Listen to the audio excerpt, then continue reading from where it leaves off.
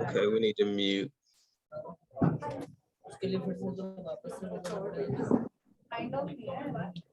If we can have everyone mute as they join, that would be great. We're just going to go ahead and get started because, like I said, we only have an hour. We have an amazing group of ladies, so we want to maximize the time that we have here. So as we're letting people in, I'll just get started and kick us off. So first of all, happy Women's History Month. I'm so excited to be doing this growth theory panel, a celebration of women in cannabis with these beautiful ladies who have honored us with their presence today. So thank you all for investing your time and joining us for this special event. So generally what we do with growth theory is invite folks who are having tremendous success in whatever industries that they're in their line of work. They are trailblazers. They're actually either making some sort of impact within their industry, or they've grown their organization to a point where, we've just got to ask them, what is the theory behind your growth? So that's the concept of growth theory. And that's exactly why we have these amazing 3 women here today. So just a few housekeeping items for you all as we jump into this. Number 1, please, for those in the audience, please just go ahead and mute yourself as you come on. We only have an hour with these amazing ladies, so we may not be able to get to a long Q&A section, but if you do have some questions, please put them in the chat room and we'll try to weave them into the discussion as we go. And then lastly, obviously you all know that this is being recorded. So if you're not comfortable with that, then feel free to, I guess, either, make yourself anonymous or, do whatever is necessary to feel comfortable with it. But we do appreciate everyone for joining us today. And with that, let me start introducing our panelists. So first we have Cherissa Jackson. Hi, Cherissa. She is the CEO and founder of Decode. Decode is an organization that provides comprehensive genomics screenings to individuals. Decode aims to successfully predict, inform, and match interested individuals with optimal cannabis products based on their genetic makeup. She is passionate about this space because of her experience and work with many veterans who suffer from chronic pain, PTSD, anxiety, and other mental health issues. And as such, she advocates for the use of cannabis in a more holistic alternative and effective treatment for mental health issues. What's exciting is Decode has sort of launched, has been doing a little bit of a soft launch the past few weeks or so, but the official huge launch takes place on 4/20. What a great day for the launch. So we're excited about that. And just a little bit more about Cherissa. She's a retired Air Force combat nurse who served in Iraq and Afghanistan. So excited to have her to talk with us today about not only her work within the other spaces, but also Decode as well. Thank you for having me. I'm so excited to be here on the panel today, be here with these lovely women. It's Women's History Month, so I just feel at home. So I'm so excited for this panel. Thank you for having me. Absolutely, absolutely. Next, we have Jaime Lewis. She is the VP of Operations for Neo Alternatives. Jaime has 15 years of experience managing cannabis production, manufacturing, retail operations. Her expertise has pervaded several regulated markets across the US in both private and publicly traded organizations. She also operates Coldwater Consulting, which is a multidisciplinary cannabis consulting firm that provides end-to-end solutions for cannabis industries, the emerging CBD market, and other ancillary businesses expanding into this nascent market. She is a California Culinary Academy graduate and began operating within the medical cannabis edibles for HIV and AIDS patients in California. She is on the board of several nonprofits and held original board seats for Women Grow in the Council on Responsible Cannabis Regulation. Thanks for joining us, Jaime. Thank you so much. I'm happy to be here and shed some light on what I've learned in the cannabis industry to all these amazing women, with the hopes of encouraging them to keep moving forward. We got a lot of work to do, but we're seeing some progression. That's great. That's great. Thank you. All right. And then last but not least, we have Teresa Kearney. Teresa is the Vice President of Express Data System in Panacea Payroll. Express Data Systems is a comprehensive payroll provider with a mission of being the best payroll processing company available. Express Data System aims to always provide better value than the competition. And then the Panacea Payroll Company is a women-owned payroll company specifically for the medical marijuana and hemp industries. Panacea is in tune to the cannabis business requirements and provides full payroll, timekeeping, and HR services with exceptional customer service. Thanks for joining us, Teresa. Thank you so much for having me. I'm so happy to be here. Wonderful. All right, great. And I am Volodina. I am the CEO and Managing Partner of NBA Growth Partners. And what we do is provide business advisory support to small to mid-sized organizations. What that means is we help organizations align their business strategy, meaning where do you want to go? Why do you exist? What is the vision for your organization with their day-to-day operations? So how can you bring all of those exciting vision that you have for your organization and really distill them into just initiatives that you need to tackle on a day-to-day basis to ensure that you're moving and driving your business forward. So thank you for having us, and let's get into the discussion. So once again, before we got into the intros, we talked about this being Women's History Month. So I would like to kick this off, ladies, by just asking, what does Women's History Month mean to you? Cherissa? Yeah, I let me tell you, I look forward to Women's History Month. Not that it's the only month that we're women, but the mere fact that this is usually the time that the nation really observes us. It's very unfortunate that we have to have 1 month, and we should be observed every day. But I get excited about it because some of the businesses tend to come out during Women's History Month. I wanted to expedite our launch for Women's History Month, but my team felt, hey, we got some more work to do. But I look forward to it because I know this is a lot of times where women tend to come out and they have a mighty roar and we're excited to see what they're doing. So I'm always looking forward to it because of that. I agree with you. I get so excited because you hear so much about the impact that we're making. I mean, we always know this, but it's interesting because there's so much concentrated focus and effort to really talk about the great impacts we're having as women, and what a great industry to be able to talk about the great impact women are having. And Jaime, I know you being a veteran in this space, what does Women's History Month mean to you?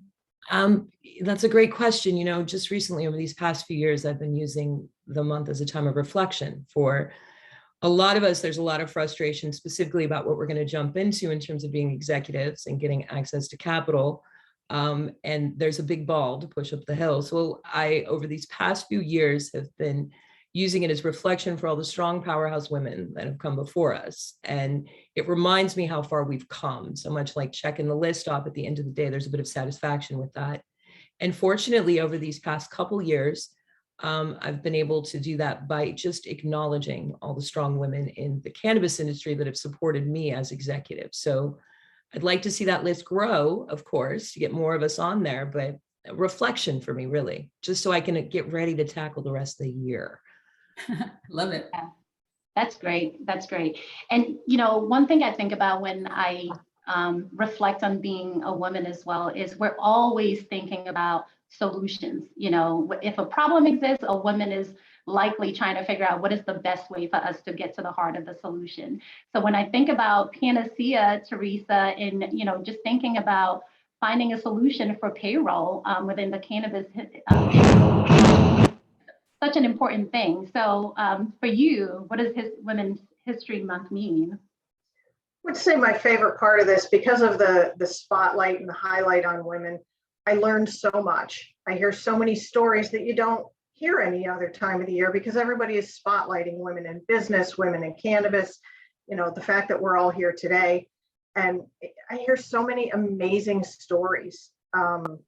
things that you wouldn't normally hear. And I love hearing other people's stories. I love learning how everyone got where they are, what their vision is for what they're going to do next, how they're going to get there. I think it's amazing, and I learn a lot. And I enjoy other people's success and their stories, and I think it's wonderful. And to your point, Bull, about being women in business and finding solutions, that's one of the things I always highlight to people about our company is we're woman owned. I'm the VP, and I'm a woman, obviously. Our operations manager is a woman, and being in this industry, there's so many roadblocks that pop up at a moment's notice and things that change on a moment to moment basis. And the three of us sit down, figure out a way around it, figure out how to keep serving our customers, and this is one of the great things about women. There's always a solution.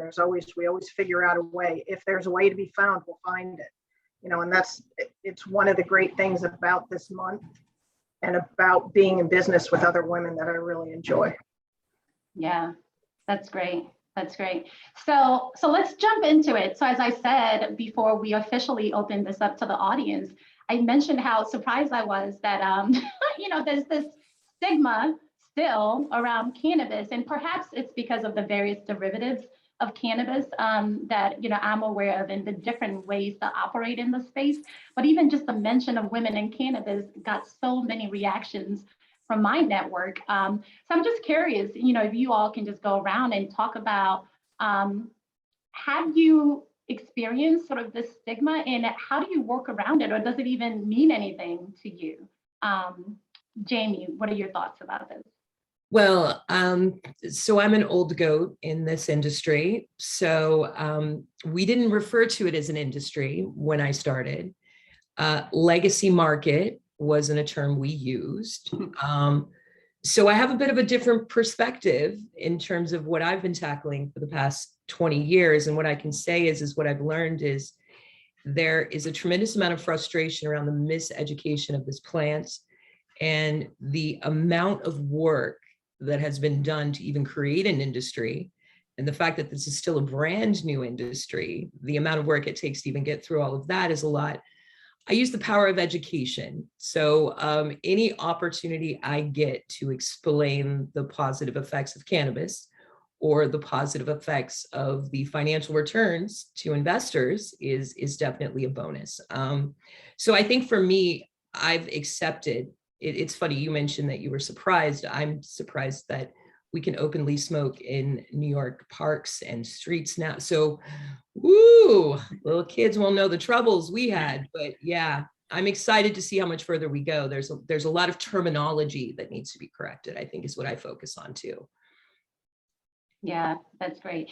And Cherissa, you come from an industry that's really sort of just very formal and by the book. So as a woman in this space who's been trailblazing all of your career, and now, sort of just advocating for the use of cannabis for the very important cause of mental health treatment, how do you navigate this?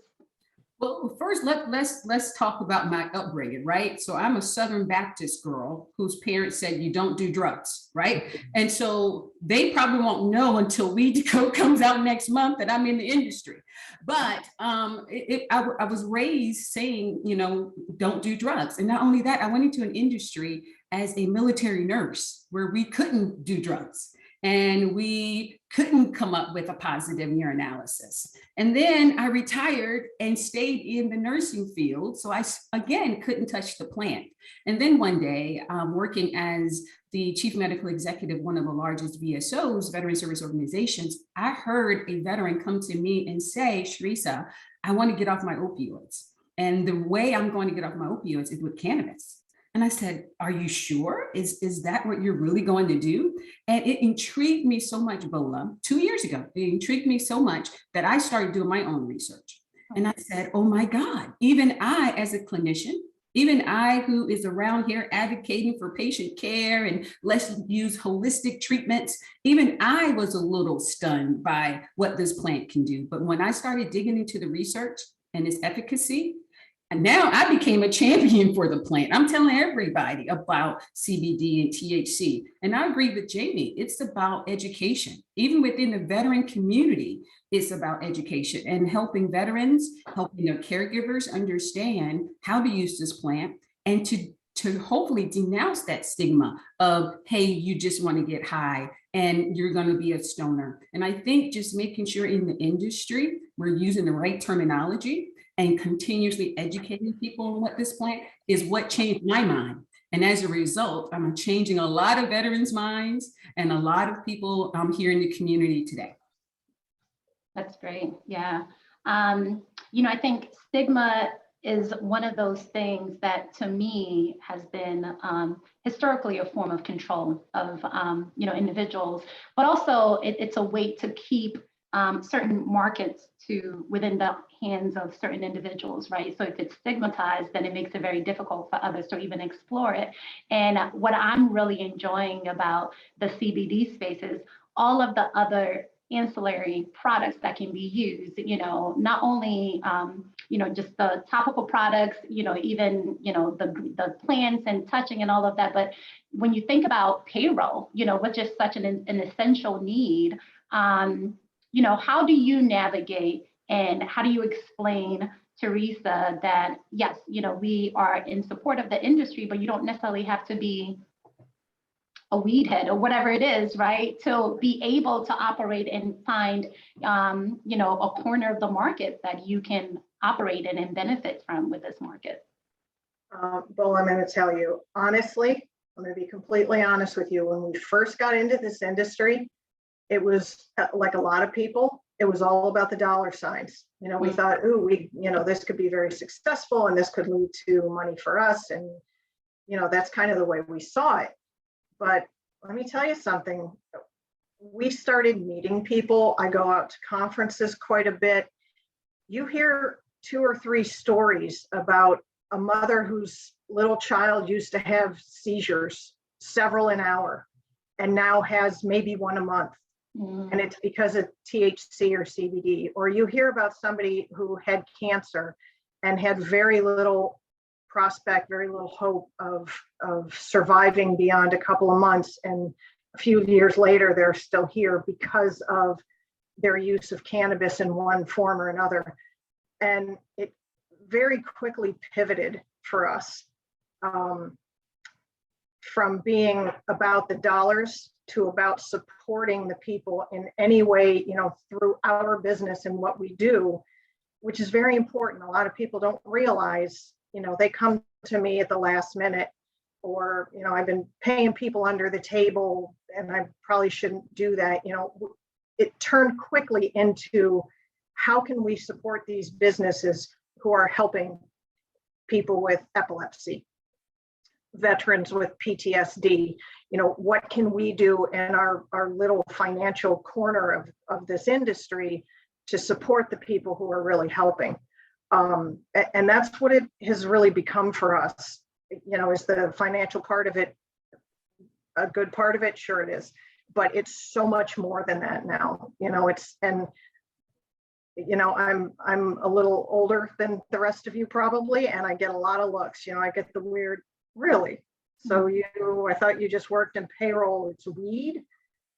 Yes, it is. And it's awesome. And like Teresa said, I have now become an ambassador for this. I talk about THC and CBD all the time, to the point that people who meet me or people that I know are probably sick of hearing about it. And I don't really care, because I think it's such a beneficial thing in so many ways, that now I talk about it all the time.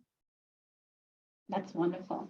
Well, so I appreciate, number one, that you all are occupying different spaces within the industry. So there is the medical sort of piece of it that Cherissa is looking to explore, particularly around, the right products, mapping it to the right use. And Cherissa, I will let you sort of speak about that, because I know this is your passion space. But I also know that, as you said, Teresa, kind of just supporting, being of support, sort of an ambassador to make sure that the industry continues to find its legs and can really thrive, is another great space that one can occupy. And then, of course, Jaime, I mean, you've been in so many different spaces along the way here. So I just wonder if, from your experience, if you can just talk about the different spaces people can occupy, especially women, without necessarily having, being pigeonholed into one particular spot. Like, what have you seen over time, within the cannabis industry around spaces to occupy? I like to just reference my history in cannabis in terms of what a woman can actually do in this industry, in the sense that I've been the executive owner and founder of some very established, still currently operating brands and companies across this country. And it was provided to me by the cannabis industry, because the cannabis industry started with everyone starting at the same time, right? So those barriers that had been created by the good old boy club, so to speak, were not here in this industry. And I think by proof of concept, for me to say that I was a girl that didn't even graduate from high school and would have been considered a drug dealer most of my life, because I was and have been very actively involved in cannabis for most of my life. I think that there is nothing that a woman couldn't do in this industry. The most important thing that I often go back to with women especially is, what do you want to do? Because that is ultimately what you're going to be the most successful at in this industry. Not chasing the money, but the passion, and the money will come. With that said, we need more cannabis cultivators, women cultivators. I have seen it, and I'm proof of concept. Women grow cannabis better than men. It's proven. There's a female connection to the plant.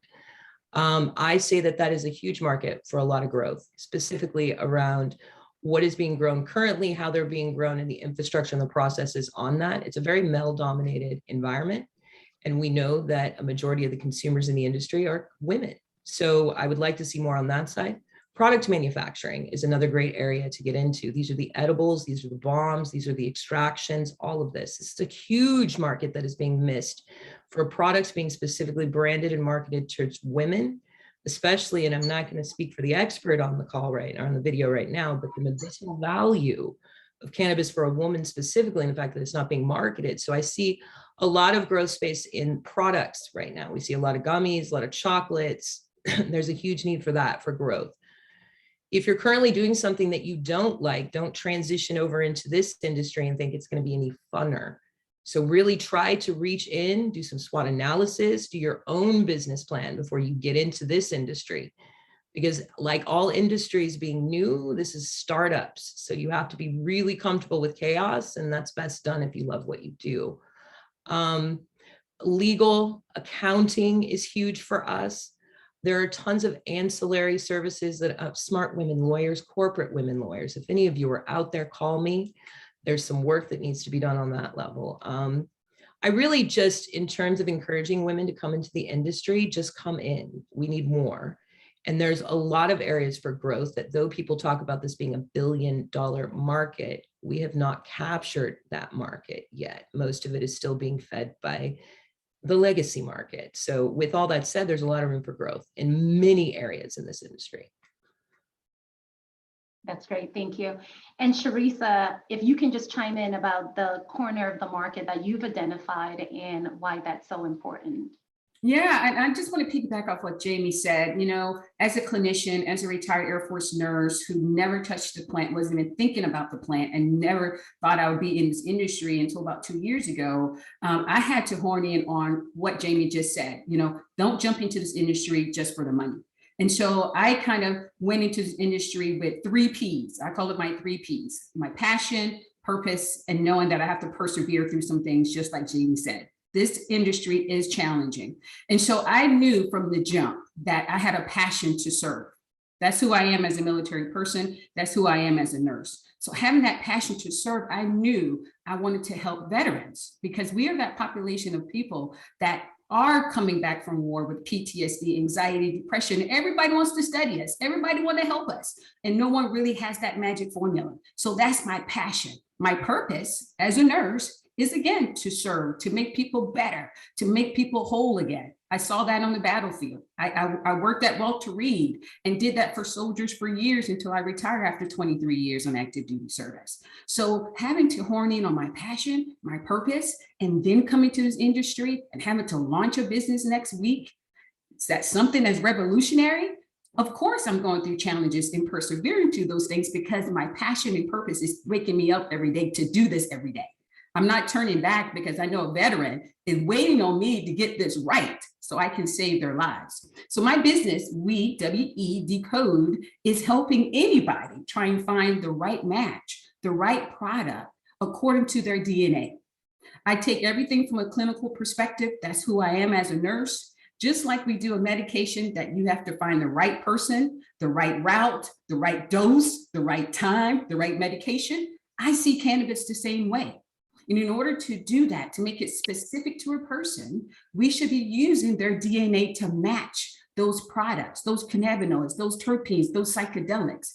Why? Because what we know is between 3 to 6 months, people out here trying different products, they're not finding their products, and they're spending like $3,000 trying to find those products. So as a veteran that I know don't have $3,000 to just be splurging on products, trying them, it's important to me that I help veterans find their right products as predictive as I can by using their DNA. And that's what We Decode is doing.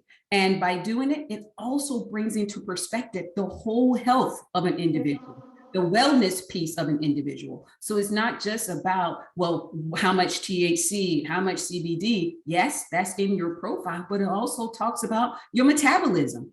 A lot of people don't even know that we have different metabolisms.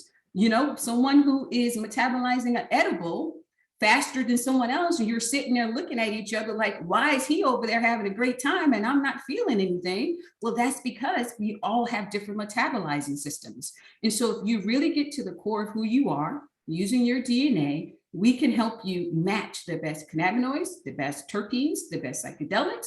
We can help you find those products like Jaime is creating, find those products in the industry that works for you. And we can even tell you where those products are. And I kind of will conclude and say that We Decode is a one-stop shop. You come to us, we educate you, we help you find your products, we help you match your products, and we even tell you where to get your products. So this is a great way for me to give back to my veteran community, give back to the community as a whole, to help people save money and get well. That's great. Thank you so much. So let's just think about the trend that we're seeing, right? So according to MJ Biz Daily's 2021 Women and Minorities in the Cannabis Industry Report, female executive representation is down to 22%, lower than 36.8% in 2019. So that's interesting because I will have thought that the number will have increased versus decreased. So, I'm curious as to why, you all think this may be the case. We know this is not for the faint of heart, as you've mentioned, but what else could this decline be attributed to? Jaime? Well, I lived it personally. That statistic that everyone is referring to was based off of what happened in Colorado. Colorado was the first industry to go for a for-profit entity. And what it allowed was for entrepreneurs and business owners who aspired to be business owners to get into the industry at an equal playing field. So women were given an equal opportunity to take the same risks as men, and we were damn close to staying competitive. And then what happened was it became an emerging industry nationally. And then what happened was the Good Old Boys Club came back and the access to capital was limited to women-founded companies, and men were proven and given more capital than women based off of trust, based off of peers, based off of all of everything that we know that we have to work twice as hard to go up against. And a lot of us lost our footing. A lot of us lost our companies because of it, because we couldn't gain access to capital as quickly as the men could. Now there will be a chapter in my book, people, but there were a lot of regulatory things that caused us havoc. The idea of limiting the access of capital from out of state was a huge ding to us as women specifically, because we couldn't get a woman investor from Florida to help contribute to the fund. It all had to come from in state. So if you didn't grow up with access to capital or alumni or peer groups that had it, it was very hard for you to get it. We saw the decline coming on with the emergence of venture capitalism as well. We saw the decline of it coming on with other states emerging, and there were ways to get easier access to capital in those other states. And those other states had a heavy licensing fee and a heavy barrier to entry that prohibited a lot of women for getting into the industry to even hold that 30%, which I truly believe they would have held. But the good news, women, is that I use this statistic all the time when I raise money, because this statistic is the proof of concept that if given an equal opportunity with men, founder women companies with executives can be just as successful. And even further than that, women, as we know, founded ran companies that go neck and neck with women, with men founded companies, last longer from a revenue growth perspective and a sustainability perspective. And it is ultimately what most of us have been taught to suppress. That little fire in your belly, the love of doing something good, the power to motivate a team to build an amazing product, to focus for years, making sure that you push for perfection, will keep you competitive in this market moving forward. And unfortunately, the statistics show that we are limited and have to work twice as hard to get access to capital because of that. So you have to be realistic about what you're going up against and what the barriers to entry are. But this little statistic has allowed me to raise some capital. It certainly has, because it's a proof of concept that actually shows that women are equal competitors and more sustainable and more of a sound investment. So the good and the bad, I like to take it away with the good. It proved a lot for what we can do. That's great. That's great. And Teresa, you know, with your payroll company, being a woman-owned company, are you all seeing this in the types of clients that you have, and how is your service and company helping to sort of shore up this decline that we're seeing within the women group as well? I will tell you that when I first read that article and saw the percentages and saw that they were going down, I was kind of surprised, because we meet a ton of women-owned business. I meet a ton of women looking to get into the industry. And I always tell them, you know, whatever it is you're good at, everyone's good at something, whatever it is you're good at, take that like we did. Take that and pivot it into this industry. You know, just take it and apply it to cannabis in some way. So I was kind of surprised by that statistic, but then when I started thinking about it, and this is just one example, my very first client in the industry was an amazing woman who opened the first medical dispensary in Pennsylvania. And she was our client. She grew from one location with like 10 employees to 3 locations with almost 100 employees. She was very successful. Loved what she was doing. She was a fabulous owner and boss to her employees. I loved her. And she actually got approached. And this is where I think a lot of this statistic comes in. Here's this woman-owned business, and she owns, you know, multiple locations. And she had a certain MSO approach her, a multi-state operator approach her to purchase her license. First time she said, no, go away. Second time she said, no, go away. The third time they went to her partner and talked to him. And he came back to her and said, you know, you really should talk to them because of what they're offering, blah, blah, blah. And you're probably not going to get a better offer ever.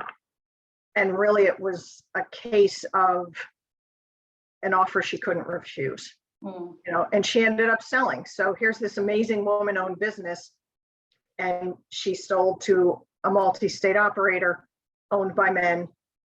So I think that's a big part of where that statistic comes from. And first I was surprised, but then when I thought about it in terms of our own experience with it, it made a lot more sense. You know, the big businesses are coming in and buying all the mom and pops and the smaller operators. And on the one hand, it's to be expected, and we've all been talking about it for years, that this is the way it's going to go. On the other hand, it makes me sad. You know, some of these operators that we've been working with for the last few years, who I respect and think they're amazing. And now they're out of the industry, because a bigger company came in, a big, a good old boy, to use that phrase, kind of operation came in, bought them out. And that's where a lot of these women are going. Yeah, yeah. And Cherissa, as a veteran, who's used to navigating, a traditional male-dominated industry, and you're also about to really fully launch into this space with We Decode.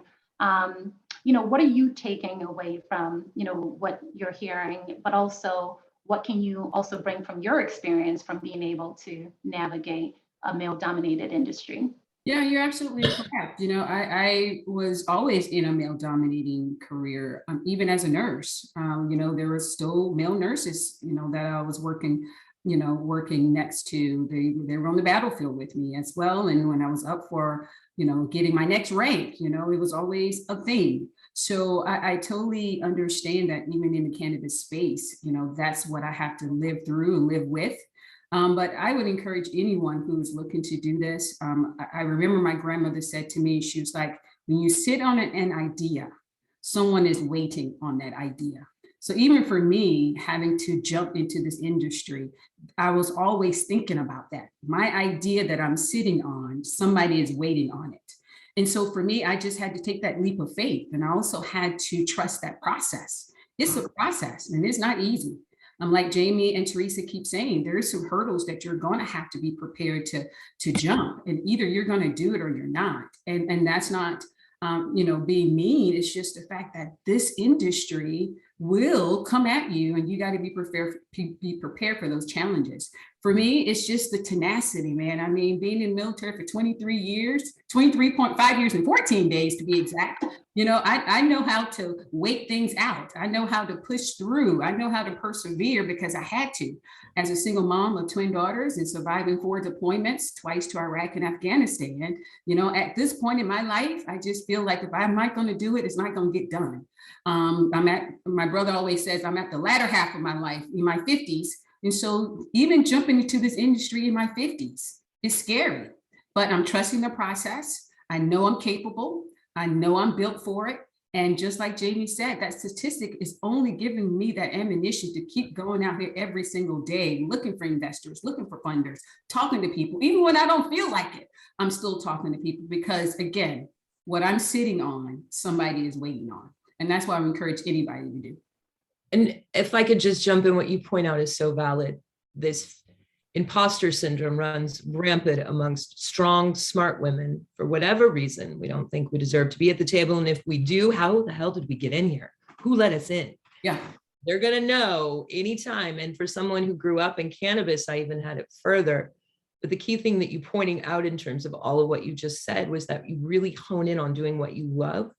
But most importantly, what I got and what I fully started to realize, and when you said sitting on that idea, right, not having the bravery to go out and do it, I'm not asking anyone for anything. I'm providing them an opportunity for a really kick-ass return on their investment based off of this amazing brand, this amazing company, this startup. But switching it in my mind, right, because so much of women, we are confident in the fact that we don't need help.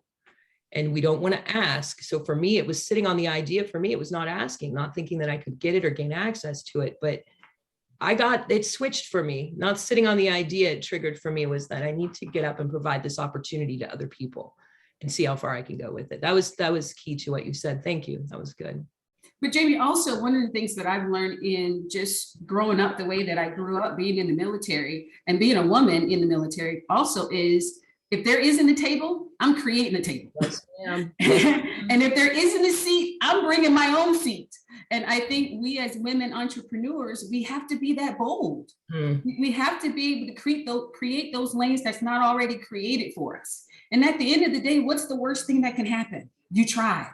Well, and to spin off that even further, the worst that can happen is that if we create our own table with like-minded, strong individuals that are women, and women's club, I would love this idea, right? So creating our own table, and a lot of what I've thought of lately is creative ways to get investment as a woman, going to other women, focusing on having conversations with women who have done it in other industries. Yeah. And I can say, just with your military background, the psychology to which you understand men is probably very fascinating. I would love to have side conversations alone, but there's a psychology to all of it. And a lot of this that I learned from men is that confidence that they carry, that we don't carry as women, because we don't find that a value for ourselves. It's respect, it's doing good, it's problem solving, but that confidence, asking for an opportunity, and not being like crabs in a barrel as women, but aligning ourselves to create something that's powerful. Because if we're just specifically talking about a consumer-driven product, that product is being purchased by a majority women-controlled pocketbooks. Why is it that we don't control the product manufacturing, the distribution of sales? But further than that is, we can start to create it by the companies that you choose to work with, the people that you choose to engage with. So pioneers, it's never as fun as being the settlers, but we pave the way, right? And we create our own table. We can all eat at the table, right? Oh, if you want steak, if you want crab, if you want lobster, we can all eat. And that's my mentality. It's not about how do I dominate. I want to bring other women with me. We can all create and be at that table together, sharing, and not feel like we are in a crab in a battle. In a battle. So, it is what the capitalist money has been controlled by, is collaboration amongst themselves. Now, we're not powerful as a whole to create it from the beginning stages, but we are powerful enough to encourage those to come over, encourage those to do better. And then eventually those allies will go to places. And I use this amazing organization, Students for Sensible Drug Policy, as the example. These were kids. They were like 20 years ago, pushing forward, educating college students around advocacy in the cannabis industry, that progressively pushed them into legislative roles, into lawyer roles, into accounting roles. And now some of these SSD peers are actually responsible for making legislative decisions in the right way for social equity, for cannabis, right? Same with women in terms of how we spend our money in the cannabis industry and where we want to get back to educating women, getting women access to this plant. A majority of the women that are incarcerated in New York that are of minority are sitting there for convictions of cannabis and whatnot. That was the past where we were. So it's focusing on how we bring it together to get the table bigger, right? Like, how do we get it a big table is really, Yeah. And I think one of the best parts about having any level of success in this industry is, like Cherissa said, being able to bring in other women and have other women at the table and inviting them, what can I do to help you too? It's not just about my company and us having success. It's how can I help other companies and other women-owned businesses and other women who are just trying to get into the industry and find their way in. How can I help them to be successful at it also? Because in the end, that benefits everybody. Yeah. Well, I'm glad. So you guys have brought up a topic around, the importance of social equity within this space and how we can really, start to pay more attention to what's going on and influence it. I always think of this new, just massive industry as an opportunity for our country to really show up right in the right way for the first time. Maybe ever, I don't know. We know how to talk a good game, right? And there are various movements, the women's movement, Black Lives Matter, and we're always looking for the opportunity to really show up and really demonstrate our highest values as a country. But time after time, we fall short of it. So I just wonder if we're not falling short yet again. But how can we hold sort of the powers that be in this country to really make sure that, beyond just the equity piece, which is really just the human thing to do, right? Like, let's just make this an equal opportunity for everyone, especially because we have people, as you said, Jaime, who are, serving terms and time, in prison for something that is now been made legal, but it's also an opportunity really for us to demonstrate who we are as a country. So I just wonder, what role can women play in making sure that we show up the right way for this space? if you are going to touch this plant in the cannabis industry and you are a woman, a minority, Black, brown, or grew up in a specific zip code, let's just be real, like at all, you need to pay attention to the policy that is going on from the top down. Us old goats are getting tired, and we are the reason that social equity is in play in states like Illinois and in Massachusetts. And I've said this 1,000 times, though we've started out to set something on the right foot, we have to keep guiding it along that way in terms of what it means. So if you're going to touch this plan, and specifically if you're a woman, you need to pay attention to the power of the vote. You need to pay attention at the local level. There's a lot of power that can be controlled at the local level in terms of diversity, disproportionately impacted areas. There is a lot of stuff that still needs to be done at the state level to maintain what is now going into a lot of states with the social equity pool of money to general funds. We don't like general funds. That gives them a lot of cumash to do whatever they want with it.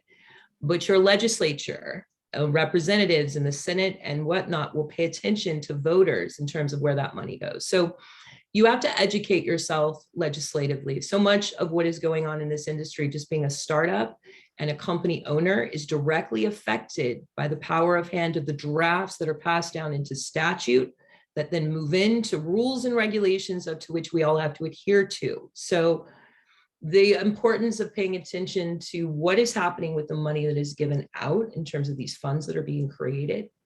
But if we can take it a step further, we're not there yet in terms of even just getting it viewed as a right of an opportunity for a license. So I just spoke about this publicly just recently, but calling it social equity is somehow in the minds of most people now considered it a charity. And this has really frustrated me to no end in the sense that this is not a charity.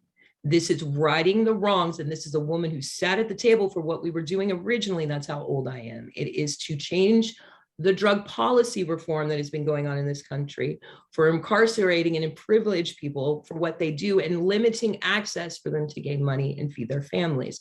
So ultimately, that's going to take a lot of time.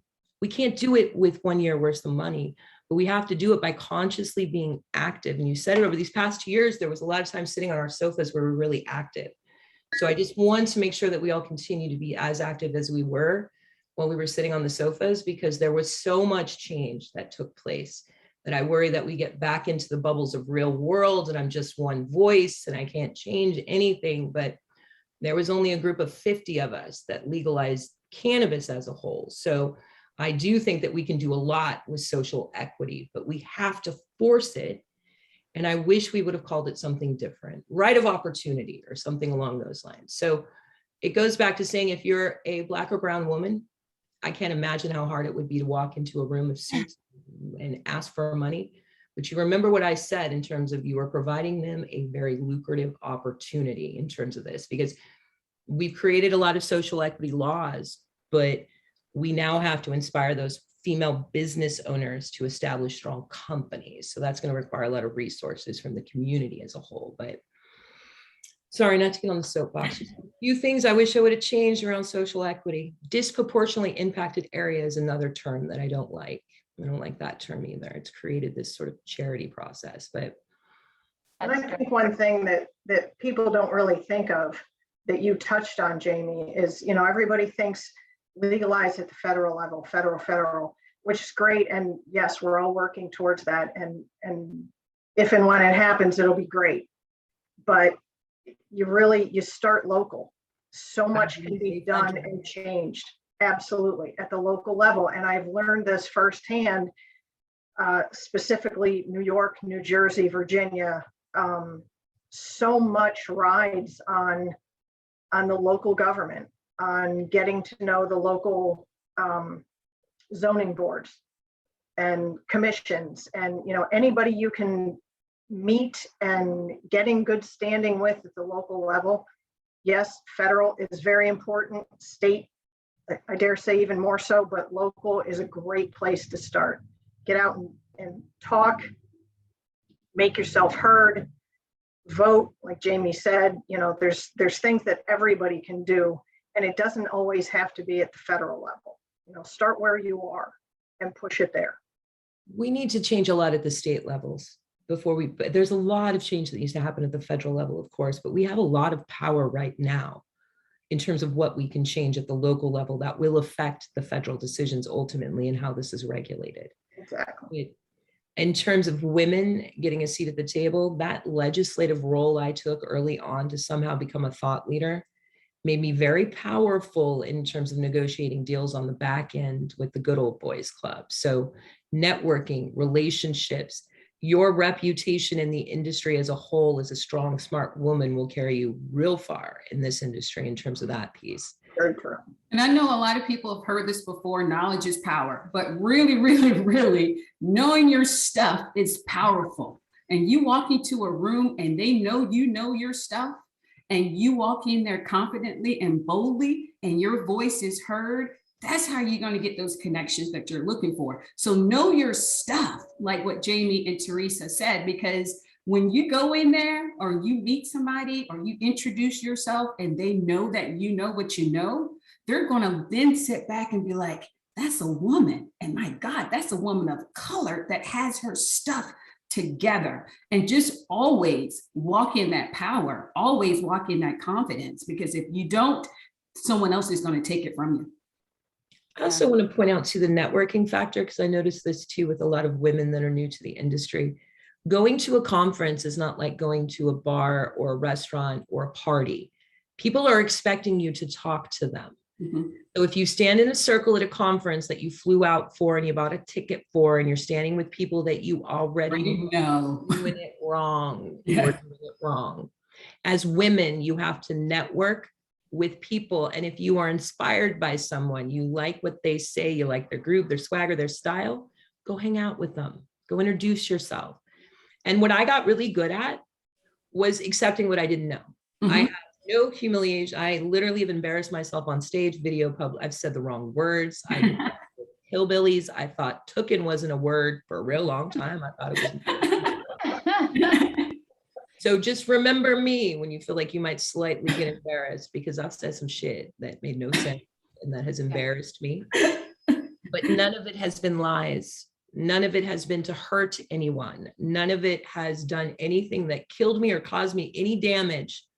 All it did was further educate myself in terms of what I needed to learn. So it's okay to introduce yourself to people and have an awkward conversation that didn't go so well. Try it again. It doesn't matter. At the end of the day, you just have to keep showing up, and you have to keep doing what it is you love to do, and eventually it'll trickle down. But I go to conferences and I look for women that I don't know, and the first words out of my mouth are, how is it we've never met before? My name is Jaime Lewis. It is nice to meet another woman in the industry. Steal my tagline, run with it.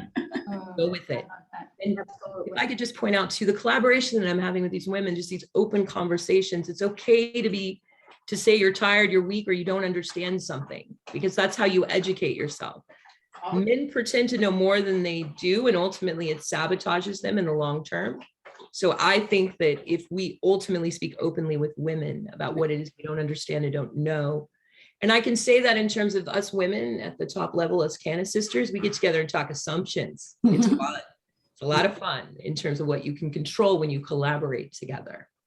Well, that was going to be a question that I had, especially for folks. I'm looking at the chat and there's so many questions here, and I feel terrible because we're not going to be able to get to all these questions. So maybe we'll have a part 2 of this conversation after all. But yeah, you've mentioned the importance of networking, the importance of putting yourself out there, going to lots and lots of conferences, not feeling as if you have to be perfect before you show up. You can learn on the job. What other recommendations would you have from your experiences as women for how to get in, right? We need to raise funds, right? So what are some of the women-specific recommendations for how to go after money, venture capital, whatever it is, right? And then also, what are the different types of relationships that people should be cultivating, right? So you're networking, but who should you be networking with as a woman? Which ones have proven to be productive? Is it with other women or otherwise? Anyone who wants to touch those 2 would be great.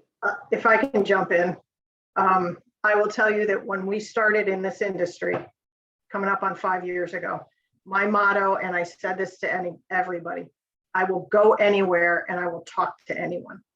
And it has served us well. And I did. I drove 2 or 3 hours on a weeknight to go to a networking event to meet new people. You have to be, as Jaime said, you have to be open to conversations. You have to be open to walking into a group of people where you know nobody, and go in and say hello, introduce yourself with whatever your opening line is going to be. I like Jaime's.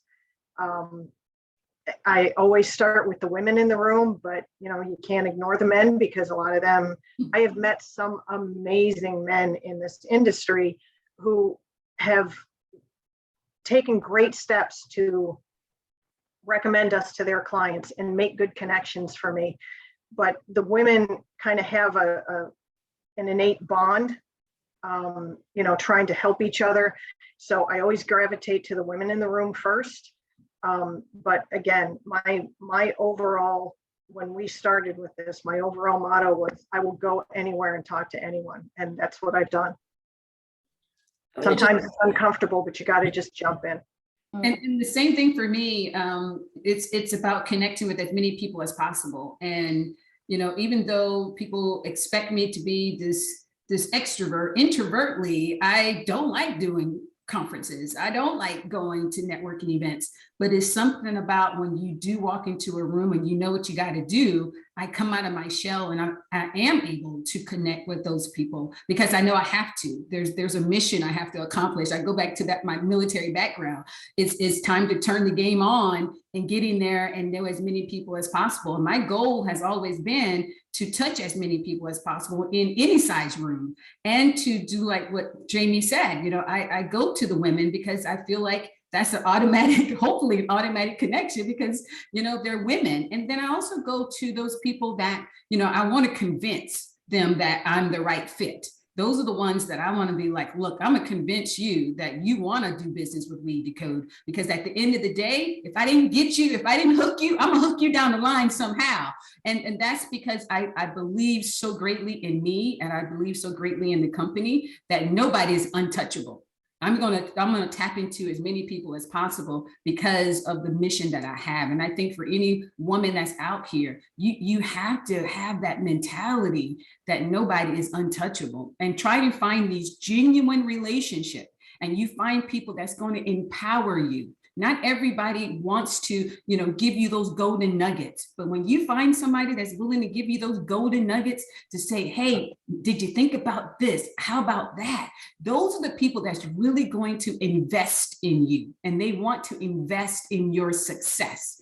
Anyone that's not willing to invest in your success, that's been out here longer than you, doing what you're trying to do, they're not a genuine relationship. Don't waste your time. And so those are the things that I'm learning. I have a great team around me because I don't know everything. Now, if you want me to do some CPR, do an IV, I got you. You want me to do some chest compressions and bring you back from the dead, I got you. But I don't know everything. So I make sure I surround myself by people who does, and I trust them to guide me in the right direction. So I think it starts with the team, confidence, building those genuine relationships, and having those people that really genuinely care about your success in your corner. I just want to offer those were amazing. I mean, the network is key, and I won't speak on that because it's been spoken to, but you need to understand, if you're going to raise money in this industry specifically, and you've never done it before, then you need to understand what it is you don't know. And I say that as someone who's been told that and been like, what does that mean? Because I don't know what I don't know. If you're going to raise money in this industry, Google will be your best friend. But most importantly, you need to educate yourself. Startups in any industry offer conferences, online videos around pitching, around speaking to investors, right? So you need to educate yourself on what it means to be a startup raising capital. Who am I raising capital from? Public, private, venture, funds, firms, who, right? But at the very top level, if you're going to be a startup and raising money in this industry, you need to surround yourself by people that can provide you resources. What does that mean from some country girl who grew up around a bunch of farmers? I had no lawyers, didn't have nothing to do with any MBAs, none of that. what I realized is that I couldn't hang out with those people anymore, right? I couldn't hang out with them in my peer group, and I had to expand it. So I did the awkward thing around networking, but most importantly, I went outside the industry. I started to show up at starters and kick fundings and all sorts of things around the tech industry because I lived in San Francisco at the time. Shark Tank is now my favorite show. When I first watched it, I had no idea what they were saying. Those little 2-minute pitches they give at the end, that's what an investor wants to hear. The last piece of advice that I can offer to women who are trying to raise capital in the industry, I did this in my first career. I wanted to be a professional chef. I wanted to be a James Beard rock star, right? The only way that I could understand what it was like to own and run a successful restaurant was to go work in them. So being a hillbilly with no education and all of that, I took that same piece of information and took it over into the financing world. So I went and worked for one of the larger MSOs when they first came on the scene. They scared the shit out of me. I didn't know who they were and what they were, and none of that. The one thing is that I knew cannabis. I knew how to grow cannabis, and I knew a lot more than I thought I did. And I stepped into roles and positions for maybe lesser pay. And I say this very lightheartedly, ladies, because that's the only time I take lesser pay now. I don't do it now. I took lesser pay for an education because I wanted to know what it meant to hang around with fork and knife capital raisers. And if you don't know what that means, Google it, okay? I wanted to know how the Good Old Boys Club did it. I learned, and I learned that I didn't want to work for them anymore. That's what I learned, right? But at the end of it, that education was valid. So for those of you that want to get into this industry and you want to do what I do and build operations, go work in the most kick-ass operations you can find. And if you get to a place where you're no longer learning anything, it's time to expand your resume and move on. Yep. You have to keep it moving, either by education, by peer groups, or the work you're doing. Otherwise, you get complacent and you stay in the same level job. Okay, I just wanted to throw out those good pieces of advice before we end it. Thank you for those nuggets, Jaime. I know, this is great. This is great. I know we're a little over time. So first, let me just say thank you all so much. We didn't get the chance to get to the questions in the chat, but like I said, I would love to bring you ladies back and talk about this some more because I think it's so important for us to keep this conversation going. And you all have offered so many nuggets, so much information that I think it's important to bring you back. As we close, you all are trailblazers in this industry, and I'm always curious about people's superpowers anyways, and what they have now had to become as a result of kind of just working against, all odds in certain spaces. So can you just close us out? Teresa, we'll start with you, and then Cherissa and Jaime with what your superpower is, as a result of being a trailblazer in this industry. Gosh, superpowers. Well, I would say that one of them is, like I referenced before, I will go anywhere and I will talk to anyone. And my husband would be happy to tell you, I talk a lot. I go to a lot of conferences. I overcame my not fear, but I was always uncomfortable getting up in front of people and talking. And I will now get anybody who will put a microphone in my hand, I will get up and talk. And from overcoming that discomfort, I have had so many awesome people and so many good things come to me specifically in this industry, because I'm in front of people and they want answers and they have a million questions, and I give as many answers as I can. But like Jaime said, I'm not afraid to admit when I don't know anything, but I am happy to say, I don't know the answer to that, but I'll find out. So I guess just my willingness to talk to people, to try something new, and you have to be willing to try something new because this is new for a lot of us. I haven't been in this as long as Jaime has, but it's been a while, and just the willingness to talk to anybody and not be afraid to admit, when I don't know things, but always learning, and always trying to connect. That's great. Well, I consider myself to have several superpowers, so I'm just going to break it down by 3, right? Yeah. My 3 superpowers. mean, besides saving lives, right? Being on the battlefield. But I would say my 3 superpowers are number 1, passion. You know, I lead with passion because that's how people are going to feel who you are and just really get to know you, is to lead with passion. Second, just being transparent. You know, if you don't know something, just say you don't know it, and don't try and you know, convince somebody that you do. Just say, hey, I don't know it, and then do your research and find that information and become a steward in your own field. And lastly, just be vulnerable. You know, most of the time people don't want to show that side of them because they want to appear weak.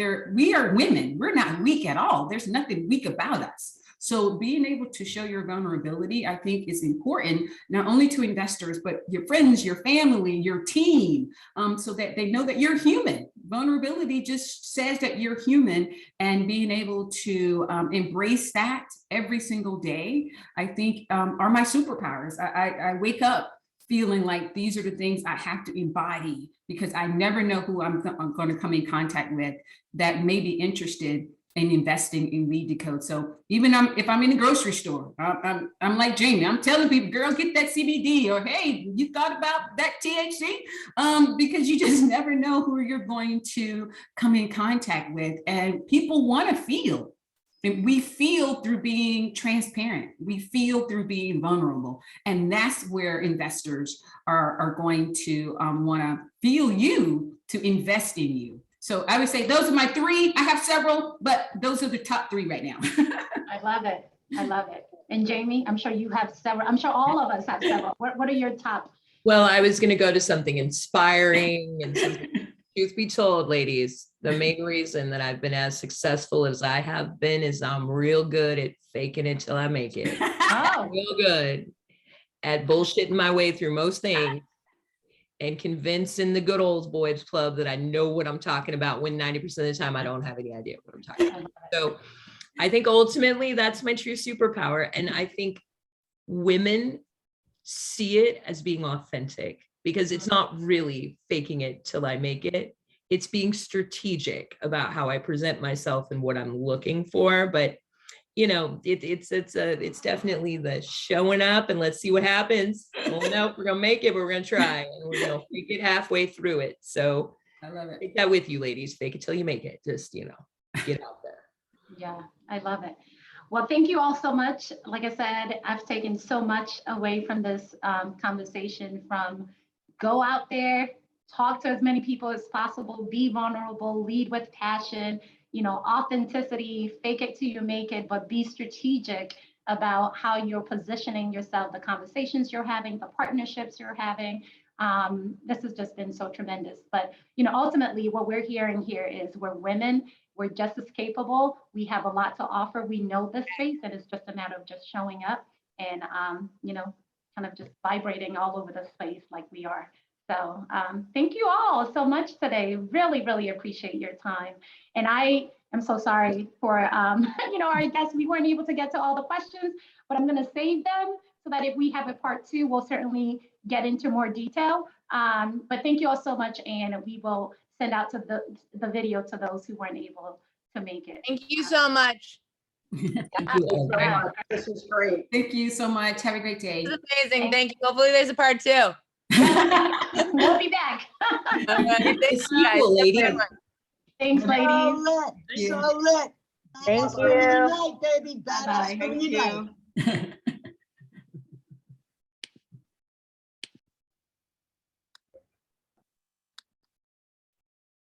Hi, boy.